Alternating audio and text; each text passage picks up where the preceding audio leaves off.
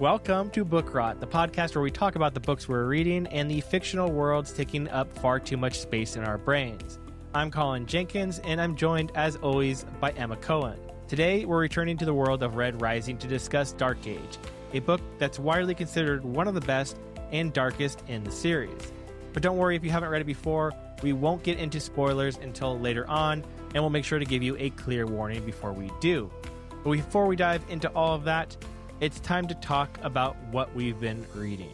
Emma, what have you been up to this week?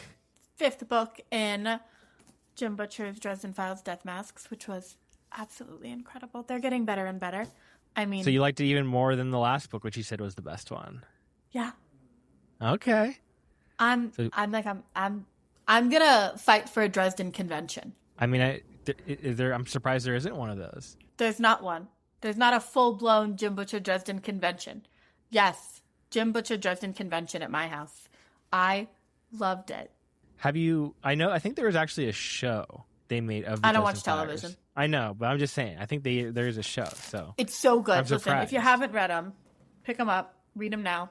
You're gonna love them. I liked it so much better than the last one, and I thought the last one was a 10 out of 10. This one was somehow even better. The Vatican was involved. There were demons, vampires, werewolves, ghosts, a Cabbage Patch Kid. Was the Pizza Fairy back, or the Pizza Fairy not there? The Pizza Fairy was not back. Okay. And he's not a pizza fairy. He's a fairy that likes pizza. He's not a pizza fairy. He's not like Caesar. I think it's like pizza, like Little Caesars. It's not Little Caesar. Yeah. It's Toot Toot who likes pizza. He was not there. Bob was there. Bob the skeleton Bob was always head. there. Yeah. I mean, this is just like a 10 out of 10. And they're so short. You keep them in your pocketbook. So the story's getting better. Each story. And the story was never bad.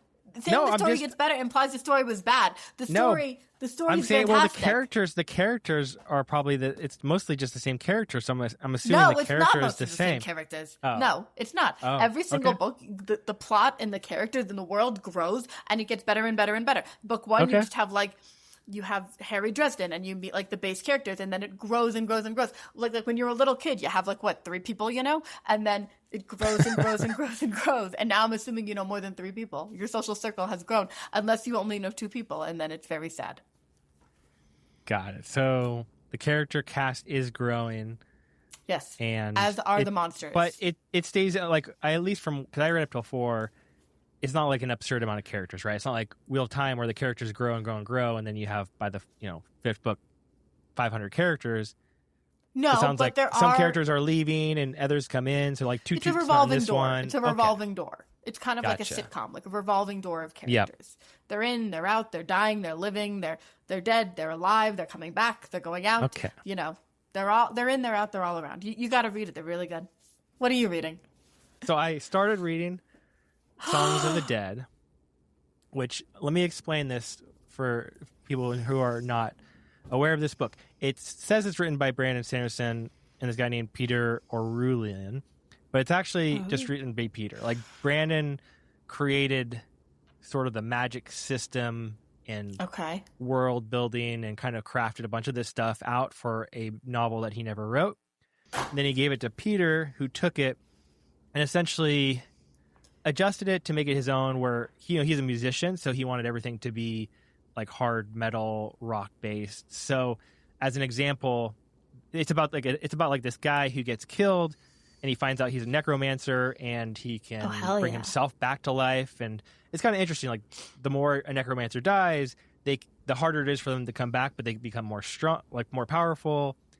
But and then so it's an interesting premise, and there's this underground of London, and the deeper underground you can go back into time to pull people from the dead from different time periods. I like this.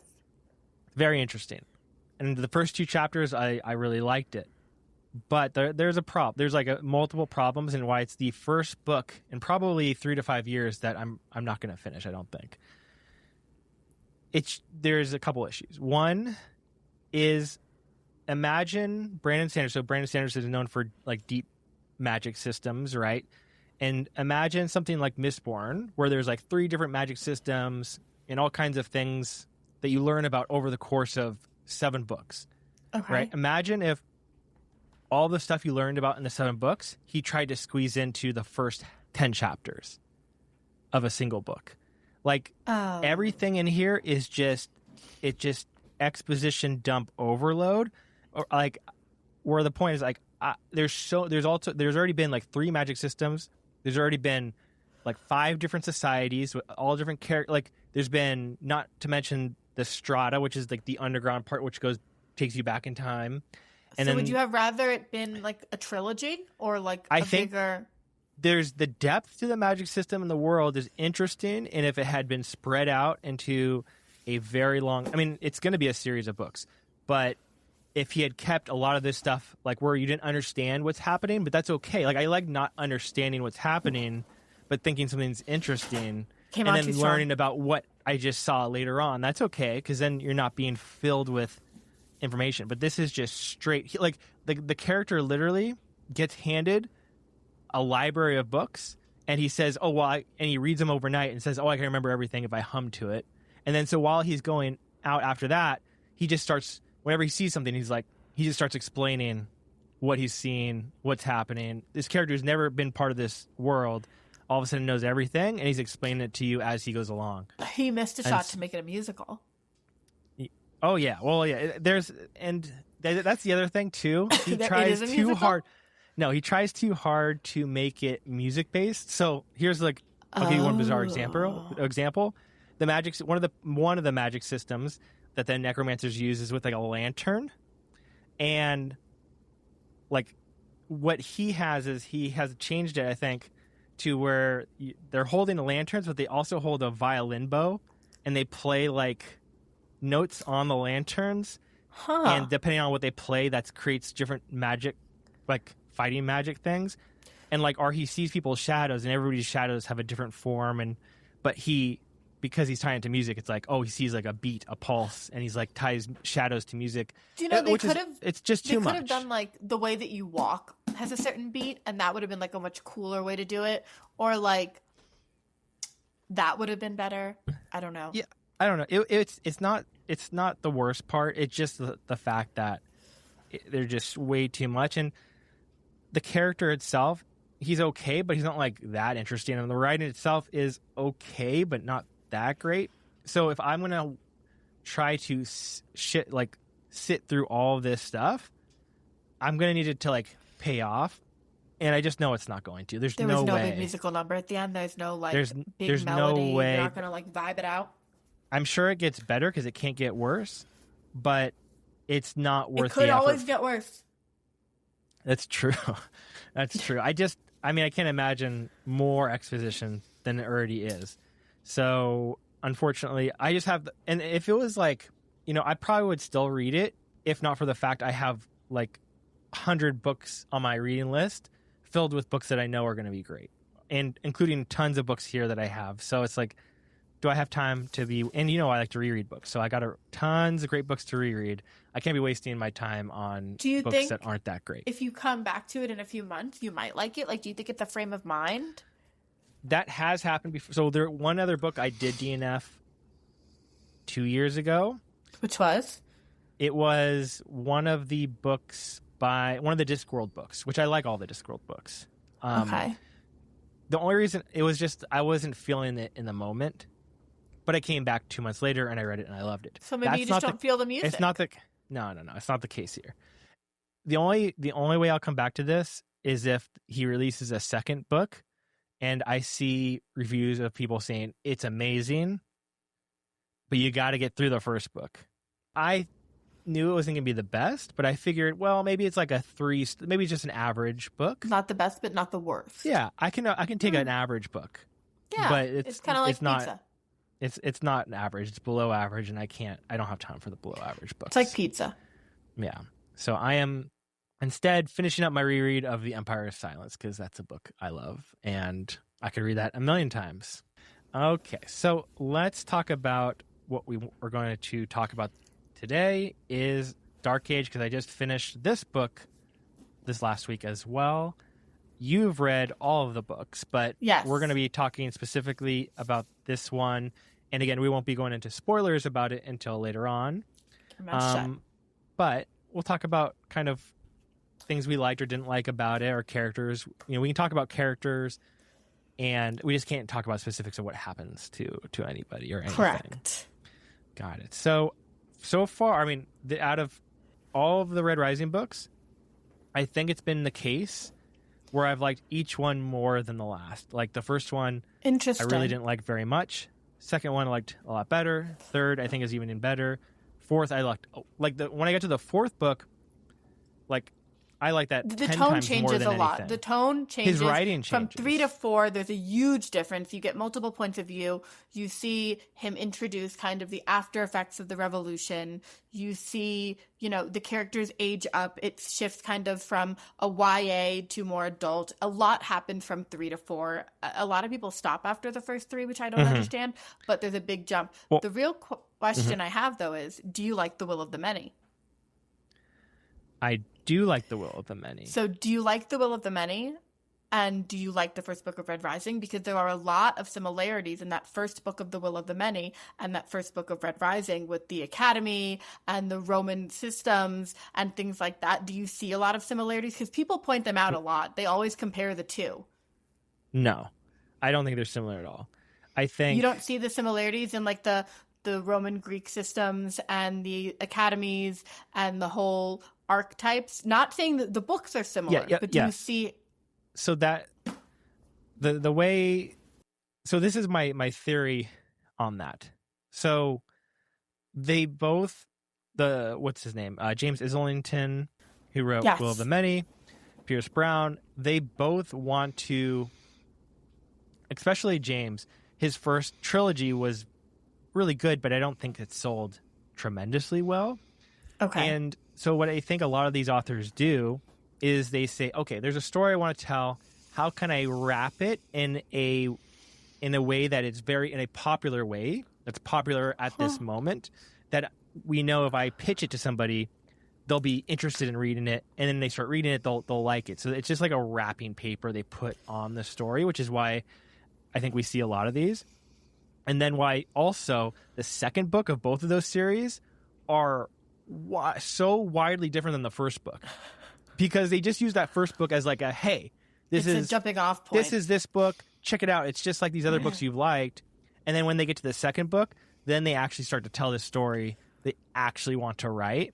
So I agree that the first book has a very similar wrapping in it, but in terms of what they're doing, to me it's so vastly different. It is. But do you like I do agree. Both?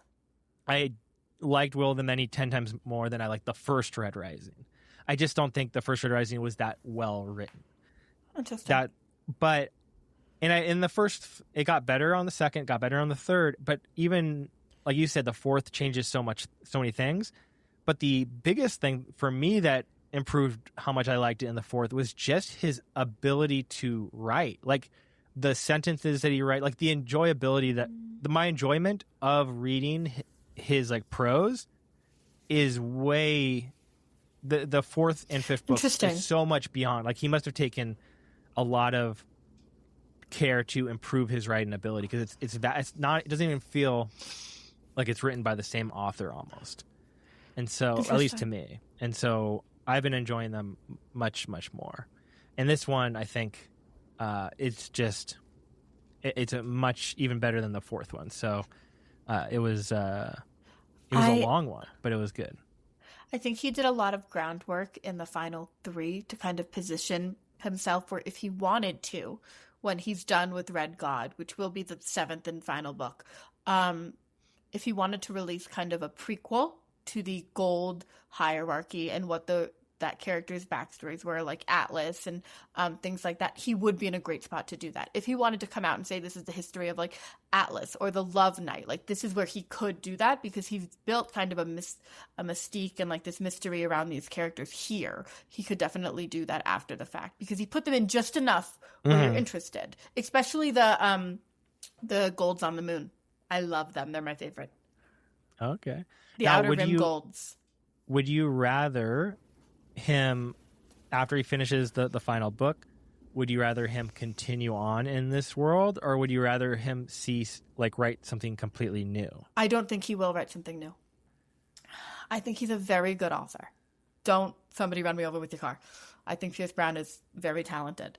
However, I think this is his book. This is his thing. Like J.K. Rowling, Harry Potter, that's her thing. Pierce Brown, Red Rising, this is his thing. I think he's going to build on this universe. I don't know if he has another Red Rising that he's going to pull out. I don't know if he's I don't know if he has a tone that sets him apart so much. Like Joe Abercrombie, I could pick up any book Joe Abercrombie's written and immediately go, oh, it's Joe Abercrombie. It's the Lord of Grimdark. I know him. Brandon Sanderson, you pick up a Brandon Sanderson book. He could write Mistborn. He could write Stormlight. Pierce Brown, I love Red Rising. I could not pick up a book and immediately go, Pierce Brown wrote this book. I think I could if it was written like this. But that's 50-50. You're banking on a 50-50. Well, so here's my thought. Why I don't know if he will, because the hard part is, I think there's benefits for him, not for me. For us, it's more preference. If you want more Red Rising, or if you want something new, for him, if he writes more Red Rising, he obviously has a huge audience that's already built in. So no matter what, it's super successful. If he writes something new, he takes a risk. However, also if he writes something new, he gets a new audience, because like if he writes the 8th book of Red Rising, only people who have read all the other ones, or 7th book, have read it, all of it will continue. Whereas if he starts something fresh, it's like a new entry point for people to read into his writing. So it's kind of like you get pros and cons. There's more though. There's graphic novels already. Yeah, but it's not the same people that necessarily read all of that, right? For me, I think if he had, I don't think the first 3 books and maybe even 4th book, I don't think there is as much in there that makes him a great writer as this. And I think if he started a new series and he took the effort and time and his skill that he took with this book from book 1, I think it would be a much better, he could create a series that surpassed Red Rising if it was a good enough premise. So, but you're banking on but he didn't. So it's he hasn't yet. I'm just saying that's my preference, but I don't know. Who knows what he does? I'm just okay. I'm just saying preference. After Red Rising, I see him building out the Red Rising universe more than I see him diverging. Yeah, I mean I think it's probably more likely that than not. But although Christopher Ruscio, he's working on a fantasy, but they're very different authors. Yes, and what I like with Christopher Ruscio is that he is not necessarily done with Sun Eater, but he's writing something different to take a break from it. So, they're and again, very different authors. And here's another reason. Here's another reason why I think he's doing that, and the same reason why I think it would be good for Pierce Brown too. Christopher Ruscio's weakest book by far is his first book, and it's what kind of turns. I loved it too. I was reading it again. I loved it. But for a lot of people, they kind of struggle to get through that book because he didn't write it. I mean, it's a great book, but it's not as great as his other ones. And so if he can start this new series with a book that starts as great as his other works, then that's going to, it's going to bring a new audience in, and then they'll give him enough trust to read Sun Eater, get through that first book and all. So I think it's a good strategy, especially when you start a series with a first book that isn't necessarily your best work. I think it's a good idea to write maybe even just a trilogy type of story, but have it be really, really strong. Okay. So I stand by my opinion. That's probably going to get me torn apart online, but I do think that, I don't know if his voice is I think most people have your opinion that I just don't know if his voice is as unique. No, I think his voice is unique. I just don't know if his voice is as distinct, where I open a book and I know, like when you read Wheel of Time and you go from book 11 to 12, you feel the difference between Robert Jordan and Brandon Sanderson. If I were to open a book and I go from Christopher Ruscio to Pierce Brown, I would feel the difference between Christopher Ruscio and Pierce Brown. If I were to open, I don't know if I'd feel. You know how I could tell? How? By how many times he uses the word bedlam. If I read a book and there's 50 uses of the word bedlam, Maybe he just finished a Matt Dimmonen book. Maybe he really liked Bedlam Bride. Maybe. And he was like, I found one word and I like this word and this is my word of the day and I'm going to just shove it up everybody's ass. This is my word. It's his word of the book. The writing's great, don't get me wrong, but there is a lot of Bedlams. I couldn't believe how many Bedlams. I've never seen so many Bedlams in one place. But overall, like I said, it was a great book. So Ephraim is a fan favorite. That's shocking to me. Ephraim is a fan favorite. The scene where he pulls like the mop or the broom when he's like high on drugs well, that's and they're his. Like, gonna go into the raid. I mean, that's a great scene. I think Ephraim is more of a father to Pax in a way than Darrow ever is. Darrow is like a deadbeat dad, warlord king. He really is like never around. I mean, the irony is you see him and Severo kind of swap, where like Darrow was raised with a mom who was always around, and now he's the deadbeat father. Severo was raised with the dad who was off being a warlord, and now he wants to be the present father. So they really kind of swapped roles. Ephraim is a perfect example of someone who directly lost someone as a result of Darrow because he lost the love of his life. So you have this journey of a character who really has to overcome that, but is also someone who has to rescue Darrow's child and Severo's child. And then he has this journey with Pax, and you see the two of them get really close. And it's this relationship Pax has never had with like an older father figure. And he's also kind of a father to Ragnar's child. And it's like this whole thing. And he's a fan favorite. He's like a real human in this world of like superhumans. I did not love him as much the first time, but if you read it a second time, which you should, and I have, you do appreciate him a lot more. And he's really humorous and I think real, and he has like a more grit, salt of the earth feel, which is ironic because that really should be coming from Darrow, who is from under the earth. Yeah, that's interesting because I agree with my first read. He was the character. I didn't dislike him, but whenever I got to his chapters, I'd be like, I'd rather have read any of the other point of views than him, but that might change, I think. So Ephraim is a fan favorite. Who is your favorite point of view in this book? Virginia's my favorite. I was going to say, I didn't remember if this was in this book or the next book. This book, Day of Red Doves. She is, I think, she might be the best or most interesting point of view character in this book. I will say that Lysander, I really liked Lysander going into this book, and by the end of this book, I do not like that guy at all.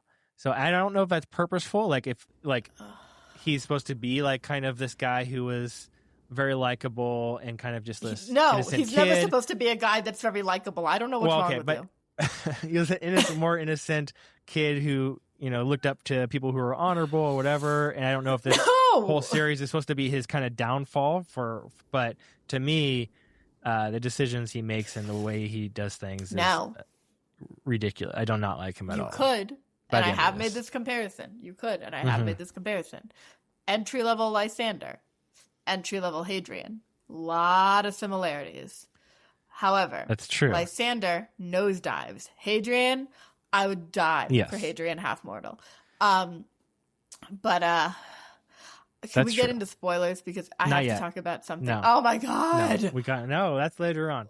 I want to talk about because I do want to talk about first is before we get into spoilers. Let's talk about our ratings for this book and why we rated them that way. So, out of 5 stars, you go first. Okay.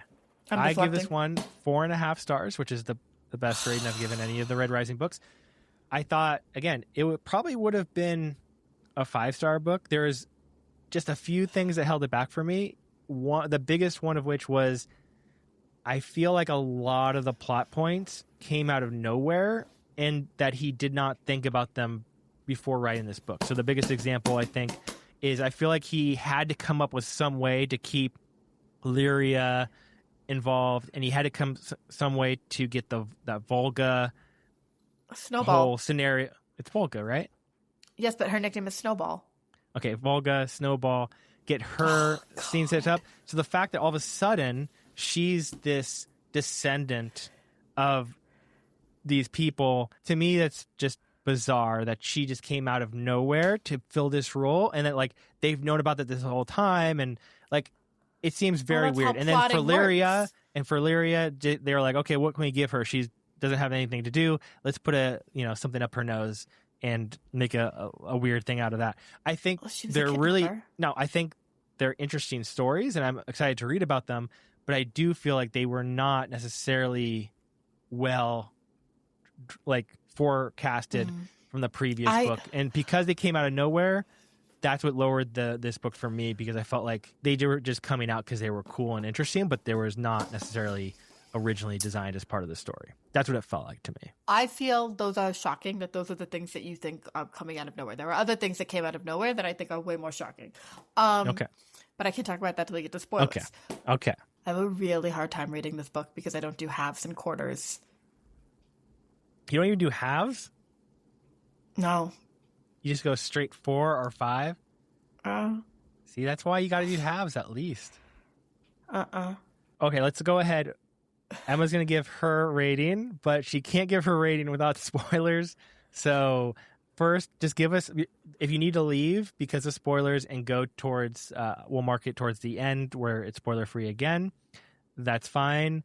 Emma will give us her rating, give you a few seconds before she talks about why, and that's the point to leave. Okay, so Emma, what would you rate Dark Age? Okay, I would give it a 5, but I'll give it a 4.5 because okay, now you're good. We lost Ephraim, and it's very sad and depressing. Now can we do spoilers? Yes, we can do spoilers. Okay, I liked it when Ephraim died.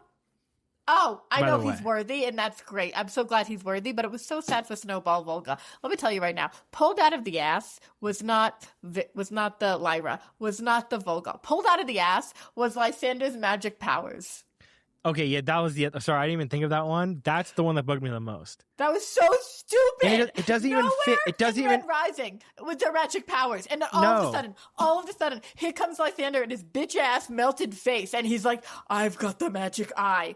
You are an angry little man in the middle of the desert, melting away, and all of a sudden you have magic powers? Where the hell were your magic powers 45 years ago? You stupid bitch. I hate him and his magic powers. And Pierce was like, okay, well, I'm in a space opera with a lot of Roman influences, so you know what fits really good? Magic.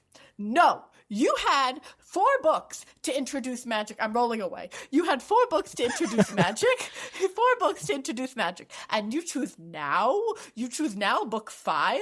You're like, no, and by the way, and this isn't even ruining it for you. Book 6, guess what? No magic. No magic in book 6. You get this is the one part of magic. Magic in book 5, and then no more magic. No more. I am excited that you said that. Pierce said, okay, guess what? I'm going to give you a little bit of magic. And then he's got to go away. No more magic. No more magic for you. So that helps cement the 4.5 score for me too. Because it's so stupid. And he must have even known, or must have gotten feedback from it if he got rid of it in the next one. Because, it doesn't fit. It doesn't fit the story. It doesn't fit how anything has ever came up. Like, I hope it doesn't come back. He has to. Ridiculous. He can't say like, oh, he's got the magic eye, and then just never bring up the magic eye again. I'd prefer that because it's such a maybe he gets stabbed in his magic eye and he gets poked out. No, look, it's so dumb. It's so dumb, and he's like teaching it to some other guy who like was sort of trained. Whatever. Apollonius was trained in it. No, Apollonius was not trained in it. He has the magic eye too. No, Apollonius doesn't have the magic eye, but don't you dare say you don't. I would die for Apollonius. I like Apollonius. I love Apollonius.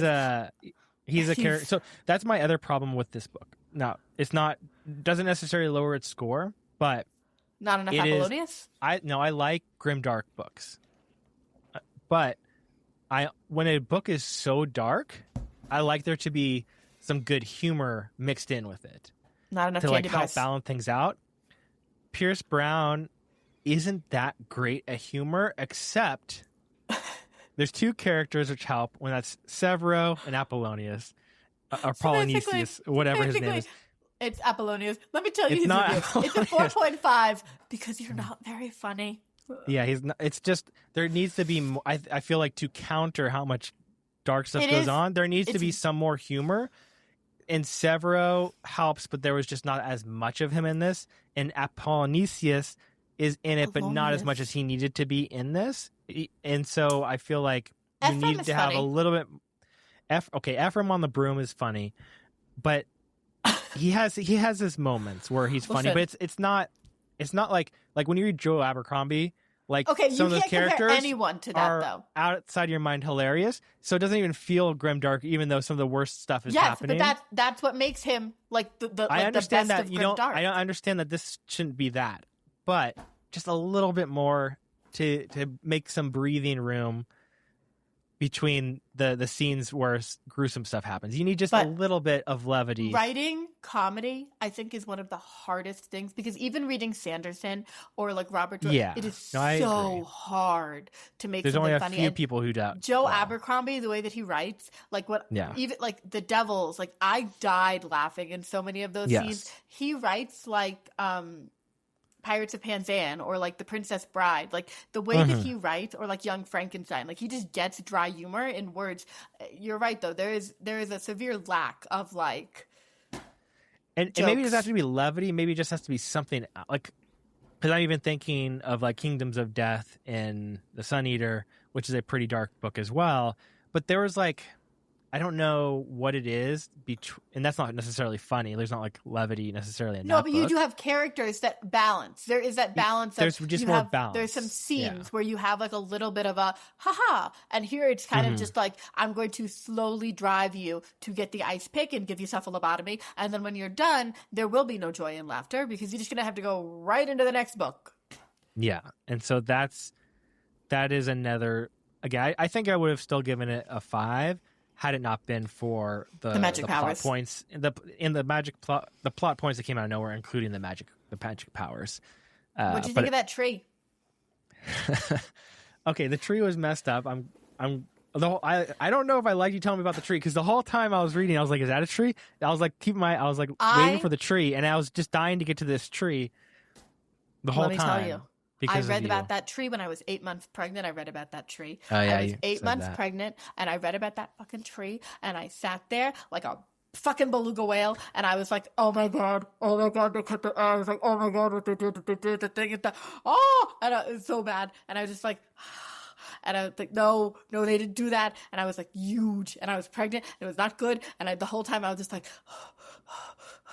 then I made my husband read the books, and I was like, It was not as cool of a tree as you led me to believe. What do you think it was going to have? Fucking coconuts? I don't know. Everybody in the comments was like, my God, wait till you get here. It's pina coladas. It's Apollonius giving it to Daryl in the ass. No, it's not a good tree. I actually thought it was going to be worse. So when I got to it, I was like, okay. What would be worse? Tell me. You tell me what would be worse. Pierce Brown comes out of the book and he shoves his fist down your throat, pulls out your kidneys, and you just bleed out while you read? No. What would be worse? I thought it was going to be maybe Victra as well, and I thought there was going to be more. It could have been worse. If he touches Victra, I'm going to find him. I don't know where he is, but I feel I could take him. I'm going to find him, and I will duel this man. He can't. I mean, I think at the rate he's killing people in this book, I feel like in the final book, pretty much everybody's going to be dead. No, I don't think so. I have a theory on that, but I can't tell you because you haven't read the last book. But when you read the last book, we'll talk about my theory. I have a slideshow. Stay tuned for my slideshow of who will survive. It'll go right here. I actually do have a slideshow. But here's the thing. What did you think was going to happen with the tree? How he couldn't have made it worse. That was the worst. And here's the thing. I will say this: there's a tree in Malazan. There's trees in Malazan. There's trees in Malazan that I think Severo doesn't know, are at least on par, if not worse, than this tree. You haven't gotten to Severo doesn't know. Severo doesn't know. That's true. And then her swimming to the island, and oh god, and then it's that's her baby boy, Ulysses. Again, I'm not trying to break the book apart because I do really like it. The one thing, and I think it's not necessarily this book, it's all of his books, especially this book though, is he really goes hard on how graphically mutilated these characters become. Like I think most of the characters don't have ears at this Mrs. point. Potato Head. I love it. Okay, Pierce Brown, and this is my theory. Pierce Brown has like a Mr. and Mrs. Potato Head thing going on, and what he does is he has his book. This is my theory. Pierce, if you're out there and you're watching this, he has his computer right here and Mr. and Mrs. Potato Head right here. And what he does is he like pulls and he's like, all right, that would look good, and then a little here, a little there. That's how he works his characters. Everybody's Mr. and Mrs. Potato Head. Although, and this is Darrow is the most trusting male character in the entire science fiction universe. Do you want to know why? Yes. Okay. Book one. He leaves book one before he goes to the Institute. He gets his makeover from Mickey. Never in the history of male fiction has there ever been a man let another man pick the size. But Darrow said, I'm going under. Mickey, I trust you with everything I am. And Mickey said, okay. Now, they lose ears. You even brought this up to me. You were like, they lose ears. It's Vincent Van Gogh. Everybody's lost an ear. Vincent Van Gogh.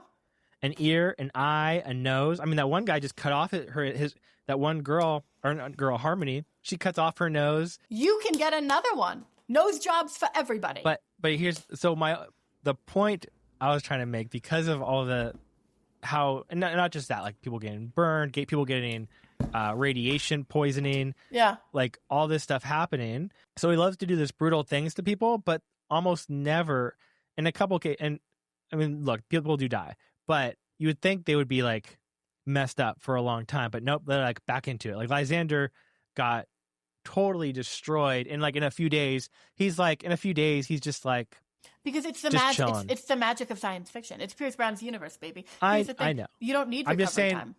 I'm just saying that's one part I wish that I've seen other writers dig it. If somebody gets mutilated, they're dealing with that. 4 chapters of like Darrow with a crutch. I'm just saying they have to. I'm just saying don't mutilate a character if they're going to be fine in another few chapters. You want Victor with hearing aids? Or otherwise, you're just mutilating them for the sake of adding more. Yes, that's what he's mutilating them to make the argument of it's so easy to replace these parts. I didn't think that's the argument he was trying to make. I think we're so far in the future. Okay. Everybody's Mr. and Mrs. Potato Head. We're so far in the future. Okay, well, if that's everybody's the case, a potato. Then not a big deal. I just thought. I think that's it. Pierce Brown was never allowed to have Mr. Potato Head as a child, and so now as an adult, he's made his entire book based off of this toy. I mean, it might be true. And this weird magic system that only has like one character that has it. You said your favorite chapter was the... No, I didn't say that was my... You said your favorite chapter was the Day of Red Doves. I didn't say that was my favorite chapter. Oh, I thought you said that was your favorite character point of view because of that chapter, so... I said she was my favorite character point of view because of how she acts in that chapter. Oh, okay. I see. Her relation to Daxo, when he's like, I think I would be a good father because I've had a great example. And then immediately it jumps to he's being torn apart while he's defending her. And then his head is passed around like a beach ball. That is one thing I haven't seen anybody come back from, is getting their head removed. I don't think I've seen them come back from that yet. I think they actually do say, or they might say like beach ball. I don't know if they actually say beach ball. They don't say beach ball. Okay, I was going to say, because in my head I was like beach ball. Then I was but like... But they do pass it around like a beach ball. Yeah, I was like, Pierce Brown doesn't say beach ball. I don't think they have beach balls. That bummed me out. But you know it's coming because he literally says, I would be a good father, just like my father. And that's the moment where you're like, he's going to die. Dead. Yeah. But you know what's crazy? Everybody dies except the old one. Everybody, but Korvax could survive. I'm telling you right now, they're all dying. Everybody youthful's dying, but Korvax will survive. The end of the series. I'm betting that even if everybody dies, Korvax will live. This man has survived so much. He's got good luck. He's got Sophocles. Gives him good luck. Yeah, he's foxy. That keeps him. He's surviving. It's the jelly beans. This man will survive anything. He's my hero. Yeah, he is definitely a great character. My favorite chapter is when I have 2 favorite chapters. One was when Pax lands the ship and Ephraim is like, pretending to be the captain, and then Pax talks and they're like, is that a kid? And Ephraim's like, no, what are you talking about? And then the other one is when